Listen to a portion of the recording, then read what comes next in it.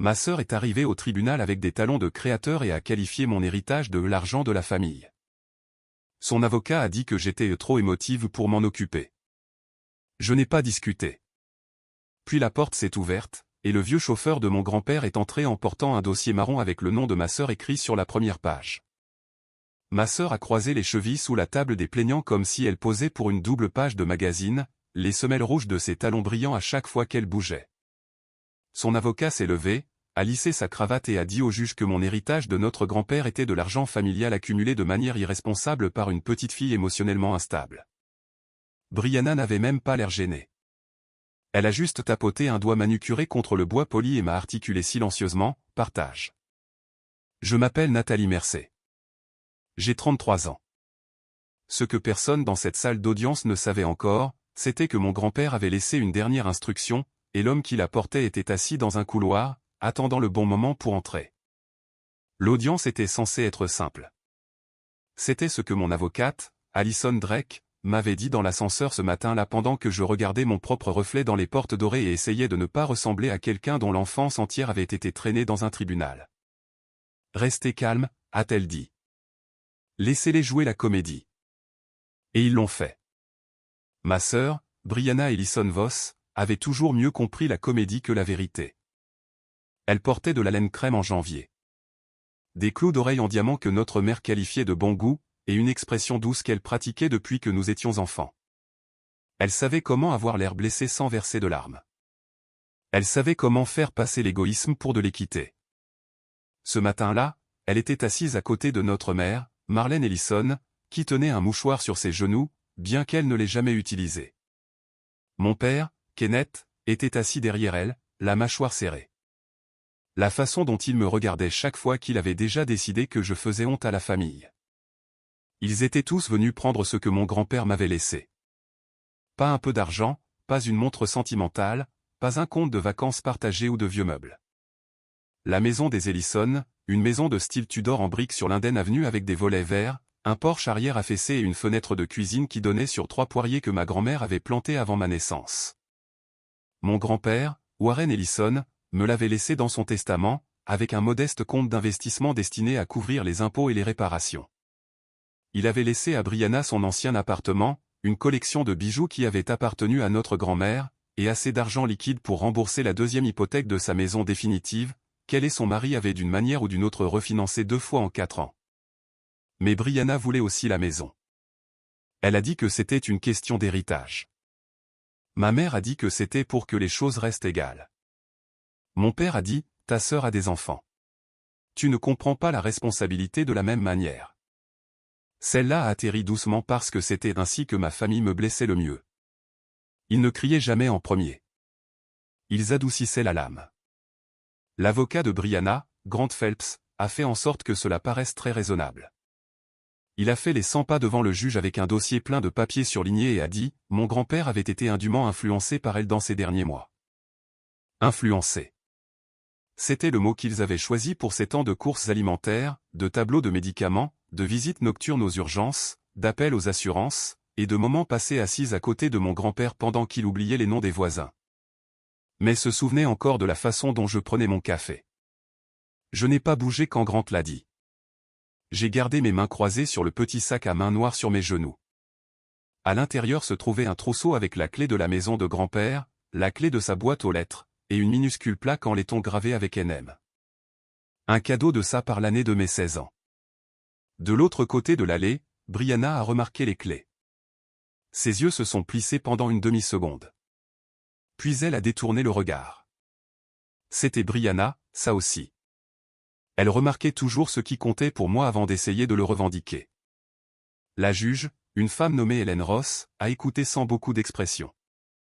Elle a laissé Grant finir de me décrire comme émotionnellement compromise par le chagrin, ce qui était drôle de la manière la plus douloureuse, car pendant les véritables funérailles de grand-père, Brianna avait posé pour des photos sur les marches de l'église pendant que j'étais dans les toilettes du sous-sol en train d'essayer de frotter le café renversé sur sa cravate préférée.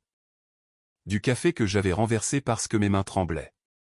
Aux funérailles, ma mère m'avait trouvé penché sur le lavabo et avait dit « Nathalie, aujourd'hui est difficile pour tout le monde. S'il te plaît, ne ramène pas tout à toi. » Cette phrase m'avait suivi dans mon sommeil pendant des semaines. Maintenant au tribunal, Grant a soulevé une page et a dit « Mademoiselle Mercey était célibataire, sans enfant, et inhabituellement dépendante de Monsieur Ellison pour sa validation émotionnelle. » Derrière lui, Brianna a baissé les yeux. Notre mère a touché son épaule comme si Brianna était celle qui était attaquée. Allison s'est penchée vers moi et a murmuré « Respirez ». Je l'ai fait, car j'avais appris il y a longtemps que si j'élevais la voix, ma famille arrêterait d'entendre les mots et commencerait à juger le volume. Je suis donc resté immobile pendant qu'il transformait les soins en manipulation, pendant qu'il transformait les cadeaux en cupidité, pendant qu'il décrivait les dernières années de la vie de mon grand-père comme si je m'y étais introduite comme une voleuse. Je n'avais même pas vécu dans sa maison. J'avais vécu à 12 minutes de là dans un appartement d'une chambre au-dessus du cabinet d'un dentiste parce que grand-père avait dit « Tu as besoin de ta propre porte d'entrée, Nat. Ne laisse personne te faire sentir coupable d'en avoir une. » Il savait. C'était la chose à laquelle je n'arrêtais pas de penser pendant que l'avocat de ma sœur parlait. Il savait. Il savait comment fonctionnait ma famille avant même que j'aie les mots pour le dire. Quand nous étions enfants, Brianna a cassé un bonbonnier en cristal à Thanksgiving et a pleuré avant que quiconque n'entre dans la pièce. Ma mère m'a blâmé parce que j'étais plus âgé et que j'aurais dû surveiller. J'avais 9 ans. Brianna en avait 7. Elle a eu de la tarte à la citrouille. J'ai été envoyé à l'étage. Quand Brianna a arrêté la danse classique après que mes parents eurent acheté une année de cours, c'est devenu un choix courageux. Quand j'ai arrêté le piano après 5 ans parce que j'étais épuisé par l'école et le travail à temps partiel, mon père m'a traité de personne peu fiable. Quand je suis entré à l'université Northwestern avec une aide financière partielle, mes parents ont dit que c'était trop cher. Quand Brianna a voulu un mariage à l'étranger à Cabo, ils ont appelé cela l'événement d'une vie. Grand-père était le seul qui disait la partie silencieuse à voix haute.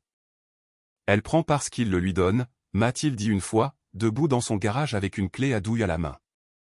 Et ils te disent difficile parce que tu apprends à faire sans. J'avais ri alors parce que je ne savais pas quoi faire d'autre. Il n'avait pas ri. Il a essuyé la graisse de ses doigts et a dit, un jour, ils viendront chercher quelque chose que je t'ai donné. Ne t'excuse pas quand ils le feront. À l'époque, je pensais qu'il parlait de son vieux pick-up. Je ne savais pas qu'il parlait de tout. Grant Phelps s'est finalement tourné vers moi avec une expression compatissante qui avait l'air chère. Mademoiselle Mercey, a-t-il dit, croyez-vous être émotionnellement capable de gérer une propriété ayant une signification profonde pour toute la famille Ellison? La question était un appât. Allison s'est levé. Objection. Argumentatif. Retenu, a dit la juge Ross. Mais le mal était déjà placé dans la pièce comme une assiette sale que personne ne voulait toucher. Brianna a incliné la tête et a murmuré juste assez fort pour que je l'entende. Tu sais, grand-père n'a jamais voulu que tu gardes tout. Je l'ai regardé, puis j'ai vraiment regardé son brushing parfait, le cachemire doux, la montre dont elle m'avait dit un jour qu'elle coûtait plus cher que ma voiture. J'ai regardé la femme qui avait manqué les 3 derniers anniversaires de grand-père, mais qui avait posté une photo en noir et blanc de lui sur Instagram le matin de sa mort avec la légende « Mon cœur est brisé ».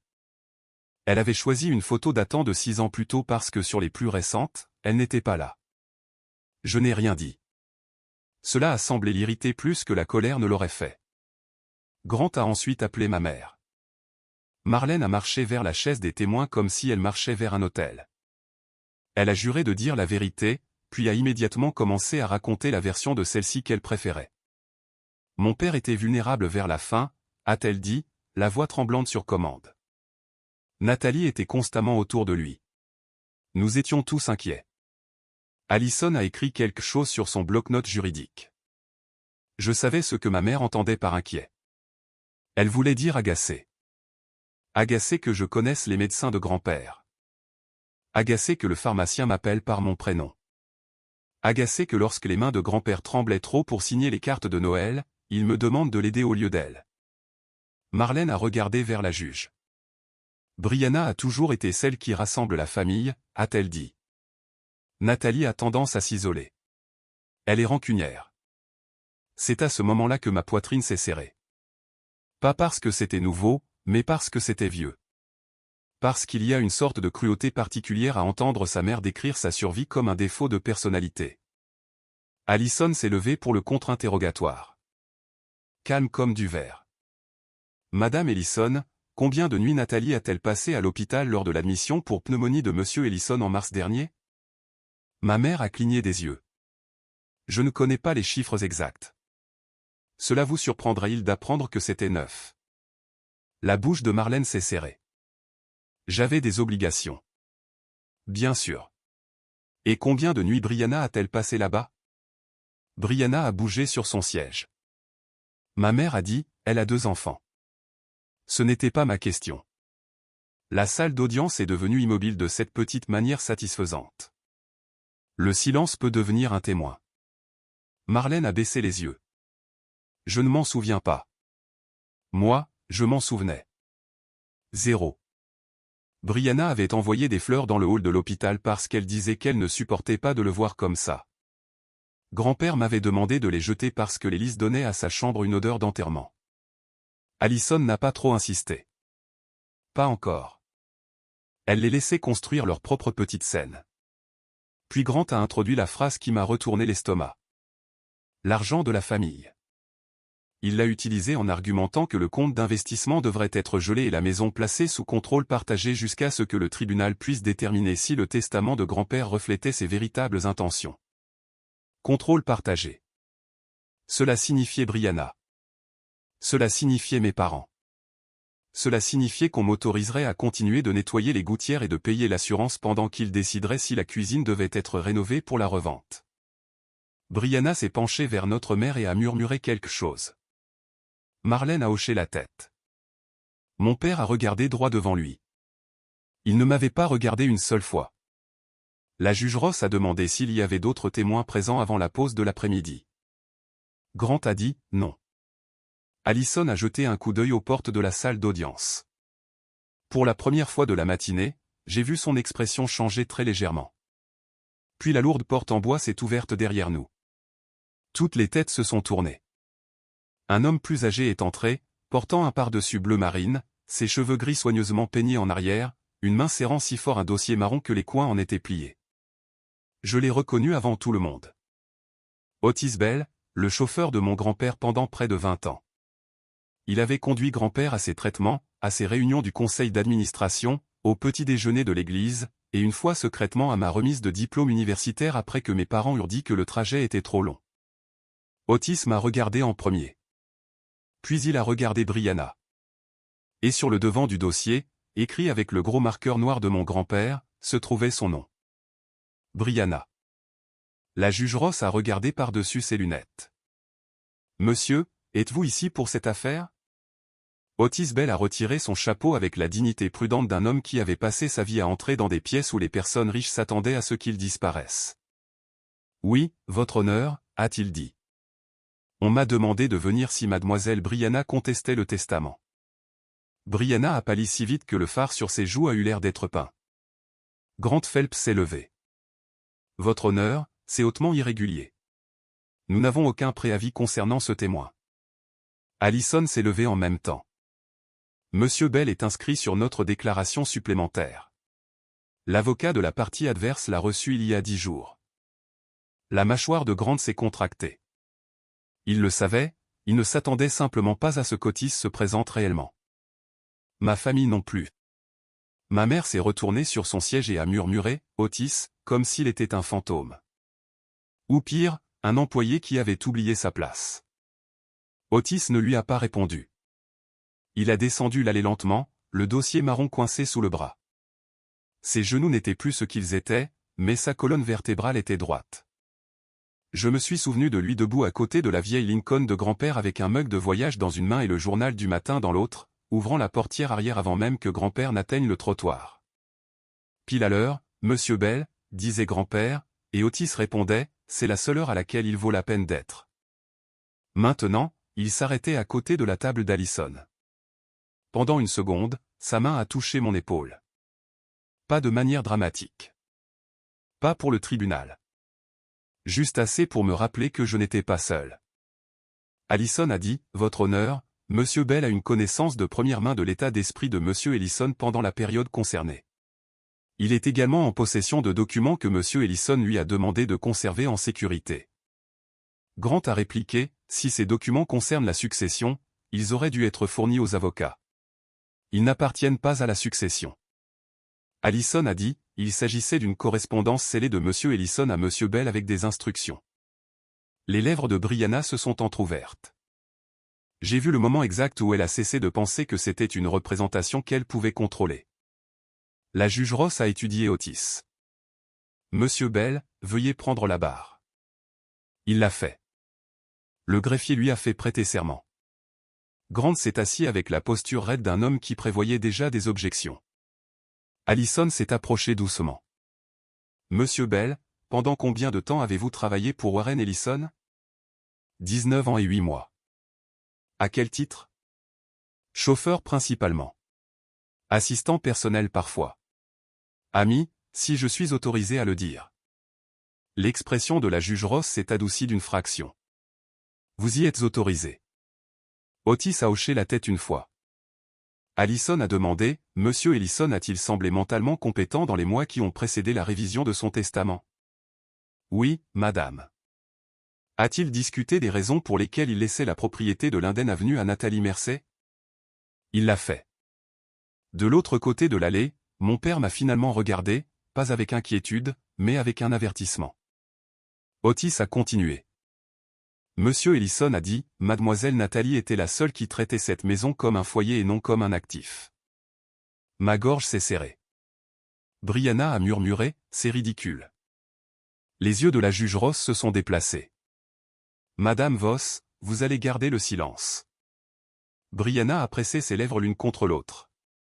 Allison a dit, Monsieur Ellison vous a-t-il jamais dit qu'il se sentait mis sous pression par Nathalie? Non. Vous a-t-il dit qu'il se sentait mis sous pression par quelqu'un d'autre? Grant s'est levé. Objection. Fondement, a demandé la juge Ross. Pertinence.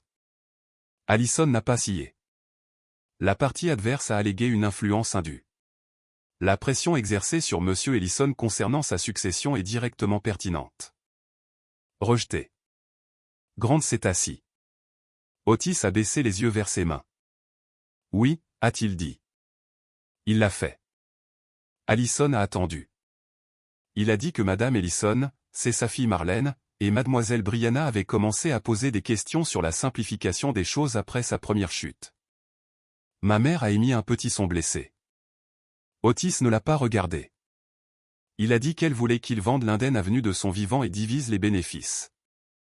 Il a dit que Mademoiselle Nathalie était la seule qui lui avait dit de ne pas prendre de décision juste pour empêcher les gens de l'importuner. Je me suis souvenu de cet après-midi-là. Grand-père était assis à la table de sa cuisine, pâle et furieux, tandis que ma mère se tenait près de l'évier en disant « Papa, ce n'est plus sûr pour toi ici. » Il préparait encore son propre petit déjeuner à l'époque, il montait encore les escaliers lentement mais obstinément, il me battait encore au rami quand il se sentait assez mesquin pour compter les cartes.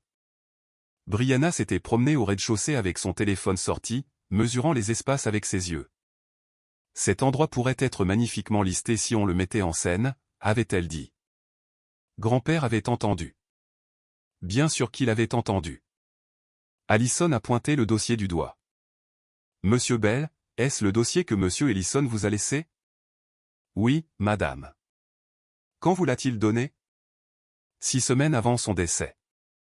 Et que vous a-t-il dit? Otis a inspiré lentement. Il a dit, s'il laisse Nathalie tranquille, brûlez-le. S'il la traîne au tribunal, donnez-le à son avocate. La pièce est devenue si silencieuse que j'ai pu entendre le clic du chauffage qui s'allumait. Allison a demandé, le dossier a-t-il été ouvert? Non. Comment le savez-vous? Parce qu'il l'a scellé avec du ruban adhésif et a signé en travers du sceau. Otis l'a brandi. Là, sur une bande de ruban d'emballage jauni, se trouvait la signature de grand-père à l'encre noire. Warren J. Ellison. Ma vue s'est brouillée. J'avais vu cette signature sur des chèques d'anniversaire, des livres de mots croisés, des mots d'excuses qu'il signait quand mes parents oubliaient, et des notes laissées sur mon pare-brise. Nat, le pneu a l'air dégonflé. Ne discute pas, gonfle-le. La juge s'est penchée en avant. Que les avocats s'approchent. Allison et Grant sont allés à la barre. Leurs voix sont devenues basses. Brianna fixait le dossier comme s'il risquait d'exploser. Ma mère n'arrêtait pas de secouer la tête. C'est cruel, a-t-elle murmuré, bien que je ne sois pas sûr de savoir de qui elle parlait.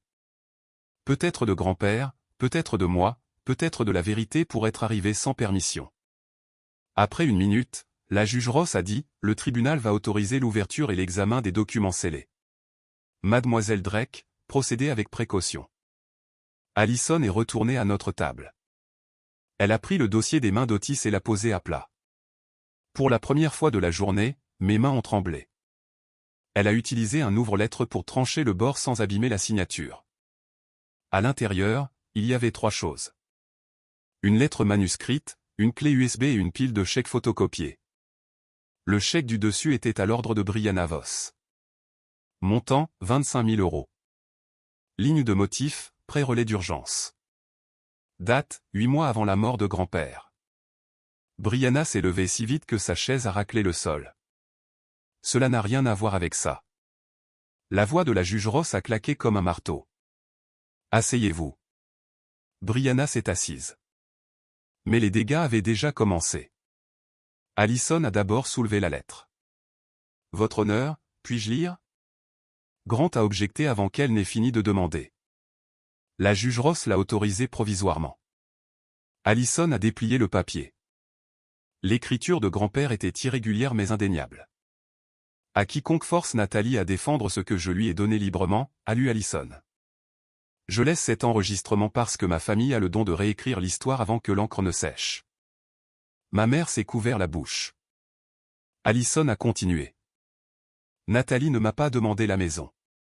Nathalie m'a demandé de réparer la rampe du Porsche, de prendre mes pilules et d'arrêter de conduire après la tombée de la nuit. Brianna m'a demandé de l'argent. Marlène m'a demandé la paix.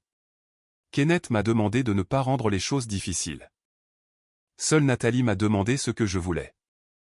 Une larme a glissé sur ma joue avant que je puisse l'arrêter. Je l'ai essuyée rapidement. L'avocat de Brianna s'est penché vers elle en chuchotant avec urgence. Allison a continué à lire. J'ai fait beaucoup de cadeaux à Brianna au cours de ma vie. Je ne regrette pas la générosité. Je regrette d'avoir fait semblant que les prêts étaient des urgences alors qu'ils étaient des habitudes.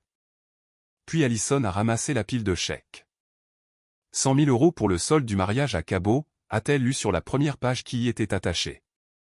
40 000 € pour les frais de scolarité de l'école privée après que Brianna m'eût dit que les enfants seraient retirés en milieu d'année. 75 000 € pour la compte de la maison de Maple Ridge. 25 000 € de prêt relais. 32 000 € de remboursement de carte de crédit. 18 000 € pour des factures médicales qui, selon le relevé d'assurance ci-joint, étaient déjà couvertes. Le visage de Brianna s'est durci. C'était pire que si elle avait pleuré parce que je le reconnaissais. C'était le visage qu'elle arborait juste avant de punir quelqu'un. Mon père s'est levé à moitié. C'est inutile. La juge Ross s'est tournée vers lui. Monsieur, si vous interrompez encore, vous attendrez dehors. Il s'est rassis sur le banc. Allison a brandi la dernière page. Ceci semble être un registre de l'écriture de Monsieur Ellison. Grant a dit, Votre honneur, nous contestons l'authentification. C'est noté, a dit la juge Ross. Continuez. La voix d'Allison s'est adoucie. Total des transferts à Viver Brianna Ellison Voss, à l'exclusion des bijoux ou de l'appartement, 486 000 €. Ce chiffre a atterri comme une gifle, pas parce que Brianna avait reçu de l'argent. Je savais qu'elle en avait reçu, nous le savions tous, mais près d'un demi-million d'euros. Alors que mes parents me disaient que la maison de grand-père était de l'argent familial, Brianna m'a enfin regardé. Pour une fois, elle n'avait aucune expression douce de prête. Allison est retournée à la lettre. Si Brianna crie à l'injustice, demandez-lui comment elle appelait la justice quand je payais en silence. Et que Nathalie s'en privait assez fort pour que tout le monde en veuille de l'entendre. Mon souffle s'est coupé. Otis a baissé les yeux. La juge Ross écrivait maintenant. Allison a lu la dernière ligne de la première page. Et si Marlène pleure, rappelez-lui qu'elle a passé 30 ans à confondre l'enfant qui avait besoin de moins avec l'enfant qui méritait moins. Ma mère s'est mise à pleurer. De vraies larmes cette fois, je pense. Mais je ne pouvais pas la réconforter. Pour la première fois de ma vie, quelqu'un l'avait dit dans une pièce où elle ne pouvait pas m'envoyer à l'étage. Puis Allison a tourné la page. Son visage a changé. Elle a arrêté de lire. La juge Ross l'a remarqué. Mademoiselle Drake. Allison a regardé Grant, puis Brianna. Il y a plus, votre honneur. La voix de Brianna est sortie basse et tranchante. Ne le faites pas. Tout le monde s'est retourné. Allison a brandi la deuxième page. En haut, de l'écriture de grand-père, se trouvaient des mots à propos de l'acte de propriété manquant. Les mots ont semblé vider l'oxygène de la salle d'audience. À propos de l'acte de propriété manquant. J'en avais entendu des murmures après la mort de grand-père. Pas des avocats, de ma mère. Elle s'était tenue dans la cuisine de l'Inden Avenue 3 jours après les funérailles, ouvrant les tiroirs comme si elle avait égaré une fiche de recette et avait dit « Ton grand-père gardait des papiers étranges partout. » J'avais demandé ce qu'elle cherchait. Elle avait souri trop vite. Rien que tu ne comprendrais. À l'époque, j'étais trop épuisé pour poser des questions. Le lit médicalisé était encore dans le salon. Sa tasse de café était encore près de l'évier. Son gilet était encore accroché sur la chaise où il l'avait laissé la semaine précédant son entrée à l'hôpital pour la dernière fois. Maintenant, Allison tenait la lettre de grand-père, et Brianna venait de lui dire de ne pas la lire. La juge Ross a regardé ma sœur. « Madame Voss, vous n'allez pas donner d'instructions aux avocats dans ma salle d'audience. » Les joues de Brianna ont rougi. « Je suis désolé, votre honneur. Je veux juste dire que c'est une histoire de famille privée. » Les sourcils d'Allison se sont levés. « Vous avez déposé une requête accusant ma cliente de manipuler un mourant pour obtenir une propriété. La vie privée a disparu quand vous avez fait cette allégation. » Grant Phelps s'est levé. « Votre honneur, je demande une brève suspension de séance pour m'entretenir avec ma cliente. » « Refusé, » a dit la juge Ross. « Mademoiselle Drake, continuez. » Allison a lu ce qui concernait l'acte manquant. En 2011, après la mort d'Eleanor, j'ai envisagé d'ajouter Marlène à l'acte de propriété de l'Inden Avenue. Elle a dit que cela faciliterait la succession. Kenneth était d'accord. Brianna était dans la pièce. Ma mère fixait le sol. La main de mon père s'est crispée sur le banc. J'ai signé un document de transfert, a continué Allison, mais j'ai changé d'avis avant de le déposer. J'ai dit à Marlène de le détruire. Elle a dit qu'elle l'avait fait. Mon pouls battait la chamade. Allison a légèrement tourné la page, vérifiant les lignes suivantes. Des années plus tard, j'ai découvert qu'une copie avait disparu de mon bureau. Je n'ai posé aucune question car à ce moment-là, je savais que la réponse ne ferait que me blesser. Si ce papier apparaît après ma mort, comprenez ceci. Il n'a jamais été remis, jamais enregistré avec mon consentement, et n'a jamais eu pour but de transférer la propriété. Grant a objecté, mais faiblement cette fois. Oui dire. La Cour prendra en compte l'objectif et en évaluera le poids plus tard, a dit la juge Ross. Continuez. La voix d'Allison est devenue plus calme. J'ai demandé à l'avocat Feld de préparer un nouvel acte et un nouveau plan de succession en 2022, confirmant que l'Inden Avenue revient à Nathalie seule. J'ai fait cela non pas parce que Nathalie l'a demandé, mais parce qu'elle ne l'a pas fait. Elle m'a donné de la dignité quand d'autres m'offraient de la gestion. Mes yeux ont encore brûlé. J'ai regardé le grain du bois sur la table parce que si je regardais Otis, je risquais de m'effondrer. Brianna a murmuré, « C'est de la folie. » Otis l'a regardé directement pour la première fois. « Non, madame, » a-t-il dit. « C'est exact. » Grant a rétorqué, « Monsieur Bell, vous n'êtes pas interrogé. » La juge Ross l'a regardé. Et pourtant, j'ai trouvé la réponse utile. Quelques personnes dans le public ont bougé. Je ne les avais pas remarquées auparavant. Des assistants juridiques, une autre famille attendant son affaire. Des étrangers assistant pendant des heures à un effondrement public. Allison a posé la lettre et a ramassé la clé USB. Monsieur Bell, a-t-elle dit, retournant à la barre des témoins. Monsieur Ellison vous a-t-il dit ce qu'il y avait là-dessus? Oui. Qu'a-t-il dit? Il a dit que c'était une assurance contre la mémoire sélective. Mon grand-père aurait dit exactement cela. Grant s'est frotté le front. Allison s'est adressé à la juge. Votre honneur, nous n'avons pas encore examiné le contenu de la clé. Compte tenu du témoignage et de la lettre, nous demandons l'autorisation de la marquer comme preuve et d'en fournir des copies à la partie adverse après authentification. La juge Ross a hoché la tête. Ainsi ordonné, mais avant de continuer, je veux des éclaircissements sur cette question d'acte de propriété. Elle s'est tournée vers Grant. Monsieur Phelps, votre cliente possède-t-elle un document prétendant montrer un intérêt dans la propriété de Linden Avenue? Grant a hésité. Cette hésitation était minuscule. Peut-être une seconde, mais c'était suffisant. Brianna s'est tournée brusquement vers lui. Ma mère a cessé de pleurer. Mon père est resté immobile. La juge Ross s'est adossée. Maître. Grant s'est raclé la gorge. Votre honneur, mes clients ont récemment localisé une copie non signée d'un ancien instrument de transfert parmi des papiers de famille. Nous n'avions pas l'intention de nous appuyer dessus aujourd'hui. Allison a ri une fois sous cape, pas amusée, stupéfaite. Non signé, a-t-elle dit. Ce n'est pas ce que décrit la lettre de monsieur Ellison. Grant lui a lancé un regard noir. Le ton de la juge Ross s'est refroidi. Où est ce document? Grant a ouvert sa mallette. Brianna a agrippé sa manche. Grant. Il lui a murmuré quelque chose.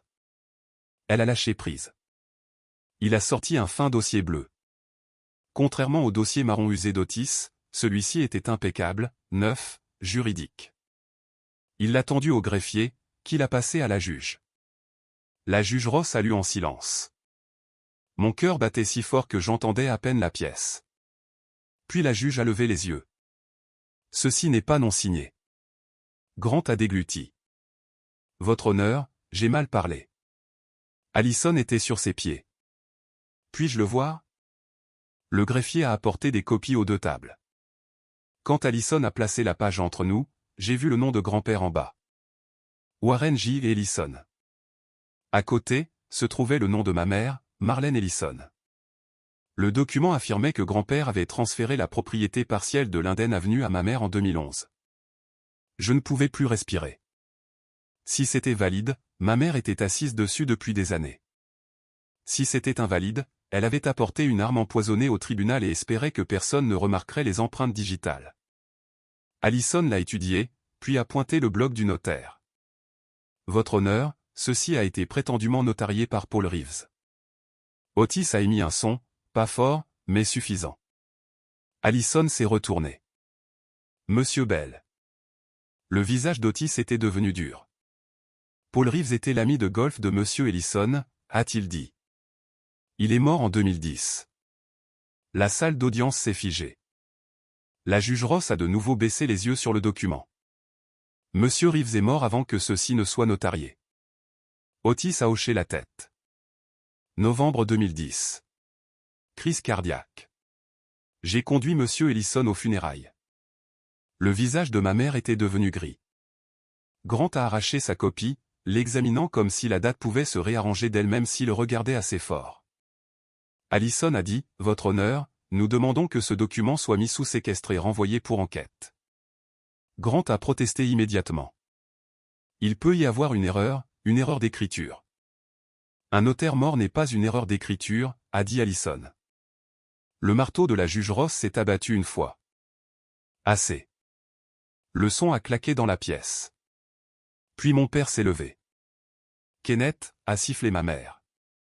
Mais il me regardait maintenant. Enfin. Ceci est allé trop loin, a-t-il dit. Nathalie, dis à ton avocate d'arrêter. Voilà. Pas de s'il te plaît. Pas de je suis désolé. Un ordre.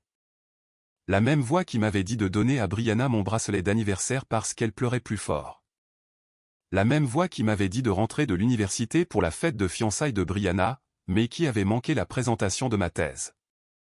La même voix qui m'avait traité d'égoïste quand j'avais dit que je ne pouvais pas continuer à être l'infirmière de grand-père, sa comptable, et le punching ball de la culpabilité de tout le monde. J'ai senti une vieille peur monter automatiquement. Puis j'ai ressenti autre chose en dessous. La voix de grand-père. Ne t'excuse pas quand ils viennent chercher ce que je t'ai donné. J'ai regardé mon père. Non.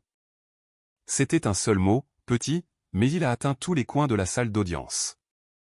Ma mère m'a regardé comme si je l'avais giflé. La bouche de Brianna s'est ouverte. L'expression de mon père s'est assombrie. Nathalie. La juge Ross est intervenue. Monsieur Ellison, asseyez-vous ou sortez. Il s'est assis. Mais le vieux charme était rompu. Allison a touché mon bras légèrement, puis a fait face à la juge. Votre honneur, cet acte fabriqué semble central à la campagne de pression de la partie demanderesse. Il soutient notre position selon laquelle la contestation du testament n'est pas une action de bonne foi mais une tentative d'obtenir une propriété que M. Ellison leur a explicitement refusée. Grant s'est levé à nouveau, transpirant maintenant visiblement. Nous nous opposons à cette caractérisation. Ma cliente a fourni un document trouvé parmi d'anciennes archives familiales. Elle n'est pas experte en écriture ni historienne des notaires. Allison s'est tournée vers Brianna. Non, mais elle était dans la pièce en 2011. Selon M. Ellison. La voix de Brianna s'est aiguisée. Selon la lettre d'un homme mort. Otis a eu l'air peiné. Moi aussi. Parce qu'en une seule phrase, elle a révélé exactement ce que grand-père avait craint. Une fois qu'il ne pourrait plus répondre, il traiterait sa vérité comme négociable. La juge Ross a fermé le dossier bleu. J'ordonne que le prétendu acte soit conservé par le tribunal dans l'attente d'un examen plus approfondi. J'ordonne également que la clé USB soit copiée par le bureau du greffier et préservée. Cette affaire n'est plus simplement une contestation de testament. Ma mère a commencé à chuchoter à mon père. Brianna a chuchoté à Grant. Tout le monde à leur table était soudainement plein de secrets urgents. Puis la juge Ross a posé une dernière question à Otis. Monsieur Bell, Monsieur Ellison vous a-t-il jamais dit pourquoi il a écrit le nom de Brianna sur le dossier? Otis a hoché la tête lentement. Oui, votre honneur. Pourquoi? Il a regardé ma sœur, et pour la première fois, j'ai vu de la colère dans ses yeux. Parce qu'il a dit qu'elle nierait chaque euro à moins que son nom ne soit la première chose que le tribunal voit. L'assurance de Brianna s'est fissurée. Vous étiez son chauffeur, a-t-elle claqué. Vous n'avez pas le droit de me juger. Otis n'a pas bronché. Non, madame, a-t-il dit. Mais lui, il l'a fait. Allison a de nouveau tendu la main vers la clé USB, mais avant qu'elle ne puisse la placer parmi les preuves, le greffier s'est précipité vers le bureau de la juge avec une note. La juge Ross l'a lue. Son expression a changé. Maître, a-t-elle dit. Il semble que l'avocat Felt, qui a rédigé le dernier plan de succession de M. Ellison, soit en bas. Allison a eu l'air surprise. Aujourd'hui. La juge a regardé droit vers Brianna. Oui. Et il dit qu'il a l'enregistrement original de Warren Ellison signant le testament. La chaise de Brianna a fait le plus petit bruit lorsqu'elle s'est reculée de la table. Pas assez pour que quiconque appelle cela une retraite. Mais je connaissais ma sœur. Elle avait passé la matinée penchée en avant, les coudes délicats, le menton levé. Chaque centimètre d'elle disait que cette pièce lui appartenait. Maintenant, elle se rasseyait en arrière comme si l'air près des preuves était devenu brûlant. Grant Phelps s'est levé rapidement. Votre honneur, cela devient un procès par embuscade. La juge Ross n'a pas eu l'air impressionné. L'avocat Felt a rédigé le testament que votre cliente conteste. Sa pertinence ne devrait pas vous surprendre. Nous n'avions aucun préavis de sa comparution aujourd'hui, a dit Allison. Nous non plus, votre honneur. C'était vrai. Je pouvais l'entendre dans sa voix. La juge Ross a jeté un coup d'œil au greffier. Faites-le entrer. Pendant que nous attendions, personne ne parlait. Ma mère avait cessé de s'éponger les yeux. Mon père fixait le dossier de l'acte falsifié comme s'il l'avait trahi personnellement. Brianna gardait les mains sur ses genoux, les doigts si étroitement entrelacés que ses articulations blanchissaient. Je me souvenais de ses mains volant du brillant à lèvres dans ma chambre quand elle avait 13 ans, puis pleurant jusqu'à ce que maman me force à m'excuser d'avoir accusé sans preuve. Je me souvenais de ses mains tenant le bras de grand-père à Noël uniquement quand quelqu'un prenait une photo. Je me souvenais de ses mains défilant sur son téléphone pendant que grand-père racontait une histoire qu'elle avait déjà entendue. Maintenant, ces mêmes mains étaient immobiles. La porte s'est ouverte. Harold Felt est entré en portant une mallette en cuir noir. Il avait presque 70 ans, compact et soigné avec des cheveux argentés et le genre d'yeux fatigué qui appartenait à quelqu'un qui avait regardé des familles transformer des héritages en autopsie. Il a fait un signe de tête à Allison, puis à Grant, puis à moi. Mademoiselle Mercey, a-t-il dit doucement. J'ai répondu par un signe de tête car je ne faisais pas confiance à ma voix. Il a pris place à la barre et a prêté serment. Allison s'est approché. Monsieur Felt, vous avez été l'avocat spécialiste en succession de Warren Ellison pendant 22 ans. Avez-vous rédigé son dernier testament? Je l'ai fait. Aviez-vous des inquiétudes concernant ses capacités mentales? Aucune. Grant s'est levé. Objection. Conclusion. La juge Ross a dit, il peut répondre en tant qu'avocat-rédacteur. Rejeté. Felt a continué. Warren était physiquement plus faible vers la fin, mais mentalement précis, irritant de précision parfois. Otis a émis une petite toux. Cela aurait pu être un rire. Allison a demandé, pourquoi êtes-vous venu aujourd'hui? Felt a ouvert la mallette en cuir. Parce que Monsieur Ellison m'a ordonné de surveiller le registre du tribunal au cas où une contestation serait déposée. Il pensait qu'il y avait un risque important que sa fille et sa petite-fille remettent en cause ses volontés. Ma mère a murmuré, « Papa ». Le mot sonnait enfantin. Perdu. Felt ne l'a pas regardé. Il m'a également demandé, a dit Felt, de conserver un enregistrement vidéo de la signature de son testament et une déclaration séparée expliquant ses choix. Grant s'est raidi. Votre honneur, nous nous opposons à toute vidéo non produite lors de la communication des pièces. Allison s'est retourné. La requête a été déposée il y a 3 semaines. Nous en sommes à une audience préliminaire sur une mesure d'urgence qu'ils ont demandée. La juge Ross a hoché la tête. Ceci n'est pas un procès. J'autoriserai un visionnage limité dans le but d'évaluer la demande d'urgence et la crédibilité. Mon estomac a plongé et s'est soulevé en même temps. Une vidéo. Le visage de grand-père. La voix de grand-père. Les deux me manquaient tellement que cela ressemblait à une blessure. Felt a tendu une clé USB au greffier qui l'a connectée à l'écran de la salle d'audience. L'écran a clignoté en bleu, puis en noir. Puis mon grand-père est apparu. Un son est sorti de moi avant que je puisse l'arrêter. Il était assis dans le bureau de Monsieur Felt, plus mince qu'il ne l'était dans mes souvenirs, son gilet ample aux épaules, mais ses yeux étaient clairs. Ses cheveux blancs étaient peignés en arrière. Ses mains reposaient sur la table à côté d'une pile de papier et de son vieux stylo plume. « Déclarez votre nom, s'il vous plaît », a dit la voix enregistrée de Felt. Warren Joseph Ellison, a répondu grand-père. Bien que si c'est pour ma famille, ils savent exactement qui je suis. Quelques personnes ont souri nerveusement. Pas moi. Je ne pouvais pas. Sur l'écran, Felt a demandé, « Comprenez-vous que vous signez vos dernières volontés et votre testament ?» Oui. Le faites-vous volontairement? Oui. Nathalie Mercer a-t-elle exercé une quelconque pression sur vous concernant votre succession? Grand-père s'est adossé. Non, Nathalie me met la pression à propos du sodium, des tapis qui glissent, et de la question de savoir si je devrais être sur une échelle à 86 ans. Elle ne m'a jamais mis la pression pour de l'argent.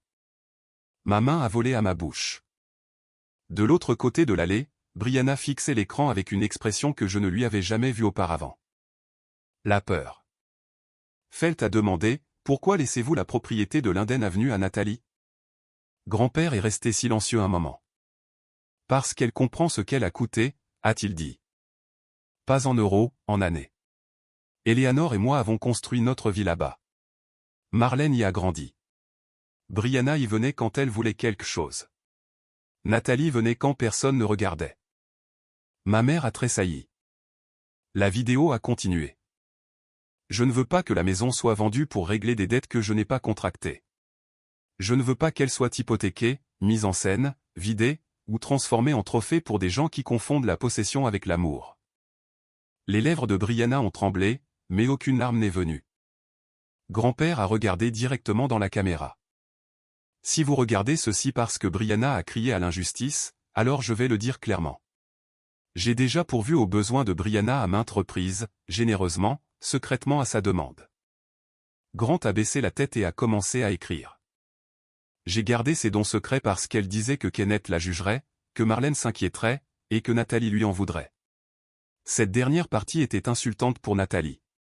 Elle n'a jamais envié les besoins de Brianna.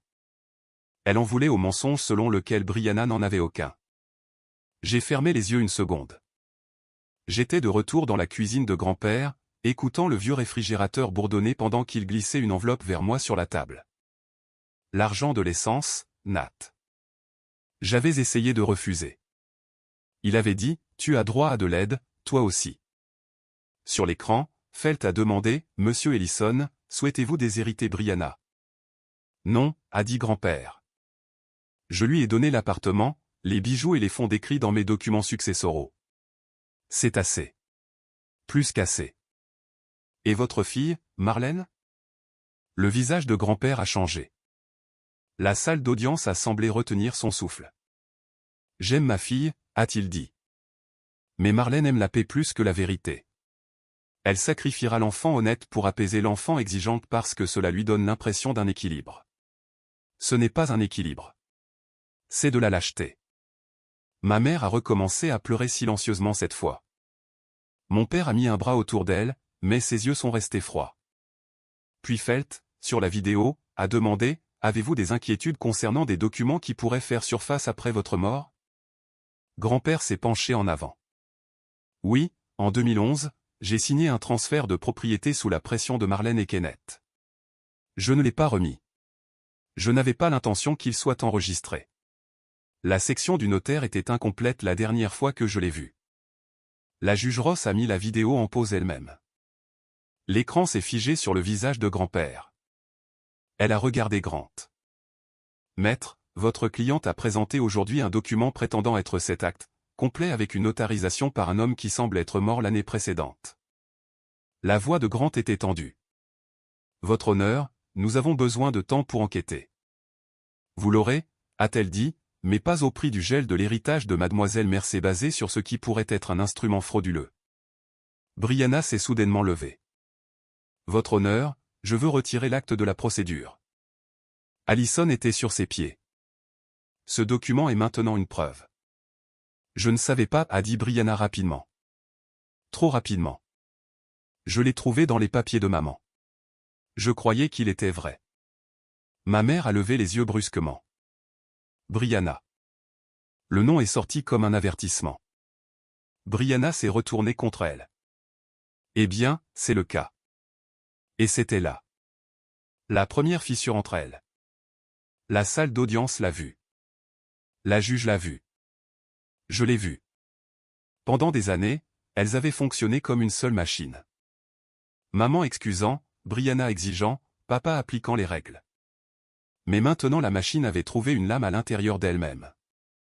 La juge Ross a repris la vidéo. La voix de grand-père a de nouveau rempli la pièce. Si Brianna et Marlène s'en prennent à Nathalie, posez-leur une question. Quand ont-elles commencé à appeler mes volontés de la confusion? Avant ou après avoir appris quelles n'étaient pas les volontés qu'elles voulaient? La voix enregistrée de Felt a demandé, autre chose? L'expression de grand-père s'est adoucie. Oui, Nathalie. Si tu vois ceci, je suis désolé d'avoir dû rendre l'amour si légal. Tu méritais une famille qui ne nécessitait pas de preuves. Cela m'a brisé. Pas bruyamment. Je me suis penché en avant, les deux mains sur mon visage, et j'ai pleuré d'une manière que je m'étais refusé toute la matinée. Allison a placé une main entre mes omoplates. Personne ne m'a dit d'arrêter. Personne n'a dit que je ramenais tout à moi. Sur l'écran, grand-père a dit une dernière chose. Garde les poiriers taillés. Ils donnent de meilleurs fruits quand quelqu'un de patient les surveille. La vidéo s'est terminée. Le moniteur est devenu noir pendant plusieurs secondes. Personne n'a bougé. Puis la juge Ross a retiré ses lunettes. Je rejette la demande de la partie plaignante de geler les actifs de la succession ou d'imposer un contrôle partagé sur la propriété de l'Inden Avenue, a-t-elle dit. La tête de Brianna s'est relevée brusquement. Votre honneur, je n'ai pas fini. La voix de la juge est devenue glaciale. Je transfère également l'acte prétendu au bureau du procureur du comté et ordonne aux deux parties de conserver tous les documents, courriels, textes et communications concernant la propriété de l'Inden Avenue, l'instrument de transfert de 2011, et toute tentative de l'enregistrer ou de l'utiliser. Ma mère avait l'air de vouloir s'évanouir. Mon père a murmuré quelque chose à Grant. La juge Ross a continué. Monsieur Phelps, je vous suggère de conseiller vos clients très prudemment avant tout autre dépôt de dossier. Grant a hoché la tête une fois. Allison a expiré à côté de moi, lentement et de façon contrôlée. J'aurais dû ressentir du soulagement. Je l'ai ressenti en partie, mais ensuite Brianna s'est retournée sur sa chaise et m'a regardé. La peur avait disparu. À sa place, il y avait quelque chose de plus froid. Elle s'est penchée assez près pour que je sois la seule à pouvoir entendre. « Tu crois que c'est fini ?» Mon estomac s'est serré. Avant que je puisse répondre, Otis s'est avancé dans l'allée. « Non » a-t-il dit calmement. Et Monsieur Ellison le savait aussi.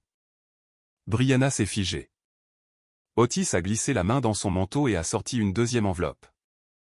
Celle-ci portait le nom de mon père. Otis a tenu l'enveloppe comme si elle pesait plus lourd que du papier. Sur le devant, de l'écriture de grand-père, il y avait un mot, Kenneth. Le visage de mon père a changé avant que quiconque ne l'ouvre. C'est comme ça que j'ai su. Pas ce qu'il y avait à l'intérieur. Pas exactement. Mais je savais qu'il avait espéré que la colère de grand-père s'arrête à Brianna et ma mère. Il s'était toujours considéré comme le membre raisonnable. L'homme au-dessus de la mêlée, la voix finale dans la pièce. Mais grand-père l'avait vu aussi. La juge Ross avait l'air épuisée. « Monsieur Bell, qu'est-ce que c'est ?» Otis a dit, « Monsieur Ellison m'a demandé de donner ceci à mademoiselle Nathalie si son père essayait de l'intimider au tribunal. » Mon père s'est levé. C'est scandaleux. Allison a regardé la juge. Votre honneur, étant donné que les instructions précédentes de Monsieur Ellison se sont avérées directement pertinentes, je demande l'autorisation de l'examiner. Grant Phelps avait l'air de vouloir se fondre dans le sol. La juge Ross a hoché la tête prudemment. Otis a tendu l'enveloppe à Allison. Mon père a prononcé mon nom. Nathalie. Juste cela. Mais cela portait 30 ans de commandement. Je l'ai regardé et j'ai senti le vieux réflexe remonter. Répare ça. Adoucis-le. Rends-le moins en colère pour que tout le monde puisse respirer. Puis j'ai regardé l'écran noir du tribunal où le visage de grand-père se trouvait quelques minutes auparavant. Tu méritais une famille qui ne nécessitait pas de preuves. J'ai dit, ouvrez-la. Allison a déchiré le haut de l'enveloppe.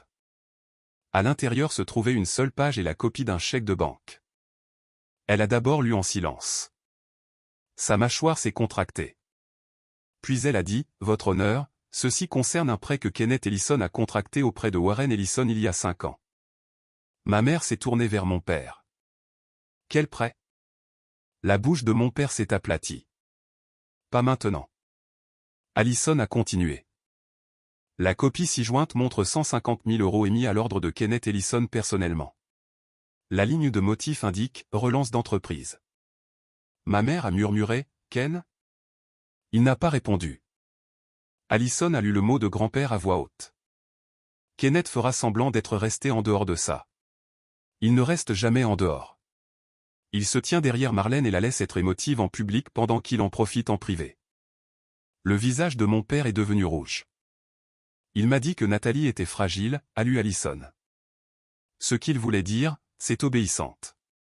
Il m'a dit que Brianna avait une famille à nourrir. Ce qu'il voulait dire, c'est que le confort de Brianna comptait plus que la sécurité de Nathalie. Il m'a emprunté, n'a rien remboursé, et a quand même qualifié Nathalie de prétentieuse. Les bords de la pièce sont devenus flous, non pas parce que j'étais choqué par l'hypocrisie, mais parce que grand-père l'avait nommé. En totalité. Mon père a cherché ces mots, mais n'en a trouvé aucun qui pourrait survivre à la lumière du jour. La juge Ross a pris la page, l'a lue et l'a posée avec un soin visible. Ce tribunal ne résoudra pas toutes les dettes familiales aujourd'hui, a-t-elle dit. Mais je dirais ceci clairement, les plaignants ont présenté de sérieux problèmes de crédibilité. La requête d'urgence est rejetée dans son intégralité. Son marteau s'est abattu. Le son était petit. La fin ne l'était pas. À l'extérieur de la salle d'audience, ma mère a essayé de me rejoindre près des ascenseurs. « Nathalie, s'il te plaît » a-t-elle dit, son mascara désormais bavé, le mouchoir enfin utilisé. « Tu dois comprendre. Ta sœur était désespérée. » J'ai regardé au-delà d'elle vers Brianna, qui chuchotait furieusement dans son téléphone, construisant déjà la prochaine version de l'histoire. « Non, ai-je dit. Je comprends parfaitement. » Le visage de ma mère s'est décomposé. Vas-tu vraiment laisser cela détruire la famille? J'ai failli rire. Au lieu de cela, j'ai pensé à grand-père seul dans le bureau de son avocat, enregistrant la vérité parce qu'il savait que l'amour ne suffirait pas à me protéger. La famille était déjà brisée. J'ai dit, je ne cache simplement plus les morceaux. Mon père s'est avancé vers moi. Tu regretteras d'avoir parlé à ta mère de cette façon. Otis s'est placé à côté de moi sans dire un mot. Il était plus âgé que mon père, plus petit aussi. D'une certaine manière, mon père s'est arrêté. Allison a pressé les clés de la maison dans ma paume. Rentrez chez vous, Nathalie. Chez moi. Pas l'appartement au-dessus du cabinet du dentiste. Pas l'endroit où j'avais vécu petitement pour que personne ne puisse m'accuser de trop vouloir. Chez moi. 2 mois plus tard, la contestation du testament a été retirée. Pas rejetée avec des excuses. Pas accompagnée d'une grande confession. L'avocat de Brianna a déposé des documents pleins de phrases stériles comme sans admission et dans l'intérêt de l'économie judiciaire. L'enquête sur l'acte a pris plus de temps. Ma mère a prétendu qu'elle ne se souvenait pas d'où il venait. Brianna a prétendu qu'elle faisait confiance aux documents familiaux. Mon père a prétendu que le prêt avait été une affaire privée. Mais la maison est restée mienne. Pendant un certain temps, je m'attendais à ce que le chagrin ressemble à une victoire. Ce ne fut pas le cas. Victoire était un mot trop fort pour ce qui est venu après. Ce qui est venu après était plus calme. C'était changer les serrures avec des mains tremblantes. C'était trouver les vieux gants de jardinage de grand-père dans le vestiaire et m'asseoir par terre avec eux sur mes genoux. C'était ouvrir les placards et voir le café qu'il aimait. Le bol bleu ébréché qu'il refusait de jeter. Le dictionnaire de mots croisés avec mon nom écrit à l'intérieur parce qu'il disait que je le lui volais toujours. C'était pleurer dans des pièces où personne ne corrigeait mon ton. Au printemps suivant, les poiriers ont fleuri. Otis venait tous les jeudis, bien qu'il insistait sur le fait qu'il ne venait pas vérifier comment j'allais. Je viens vérifier la voiture, a-t-il dit la première fois, debout dans l'allée avec 2 cafés. Vous ne conduisez plus pour grand-père, lui ai-je dit. Il a regardé vers la maison. Certaines habitudes sont honorables. Alors, les jeudis sont devenus les nôtres. Nous avons réparé la rampe du Porsche. Nous avons huilé le portail. Nous avons trié des cartons dans le grenier. Dans l'un d'eux, j'ai trouvé des photos de ma grand-mère riant sous les poiriers. Grand-père, jeune et aux épaules larges à côté d'elle, tous deux plissant les yeux au soleil. Au dos, elle avait écrit « Warren dit que ces arbres nous survivront si quelqu'un de gentil reste pour s'en occuper. » Je l'ai encadré et accroché dans la cuisine. Je n'ai pas eu de nouvelles de Brianna, sauf par le biais des avocats, pendant longtemps. Puis, un soir, elle a envoyé un message. « Tu as eu ce que tu voulais. J'espère que ça en valait la peine. » Je l'ai fixé pendant une bonne minute. Puis je l'ai supprimé. C'est la première fois que j'ai compris que la paix n'arrivait pas toujours sous la forme du pardon. Parfois, elle arrivait en ne répondant pas. Ma mère a laissé des messages vocaux près des fêtes.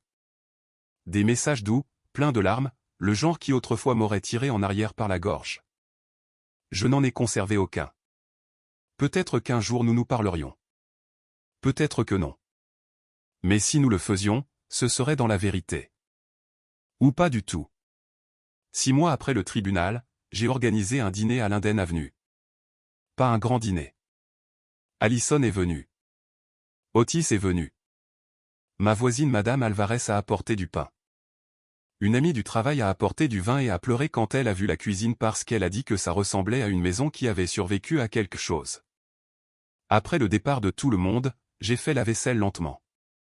La fenêtre au-dessus de l'évier était ouverte, et l'air du soir sentait l'herbe coupée et les fleurs de poirier. Je suis sorti sur le porche arrière avec le vieux gilet de grand-père sur les épaules. La rampe était solide maintenant. Les arbres bougeaient doucement dans le noir, leurs branches blanches de fleurs, leurs racines profondément enfouies dans une terre que personne n'avait réussi à voler. Pour la première fois de ma vie, je me tenais dans une maison familiale et je ne me sentais pas comme une invitée. J'ai tenu la plaque de clé en laiton dans ma paume, le minuscule aîné m'accrochant la lumière du porche, et j'ai murmuré, je l'ai gardé, grand-père. Le vent est passé à travers les poiriers comme une réponse. Si ma sœur avait su ce qu'il y avait dans le dossier marron de grand-père, elle ne m'aurait jamais traîné au tribunal. Si cette histoire vous a marqué, Dites-moi dans les commentaires ce que vous auriez fait à ma place.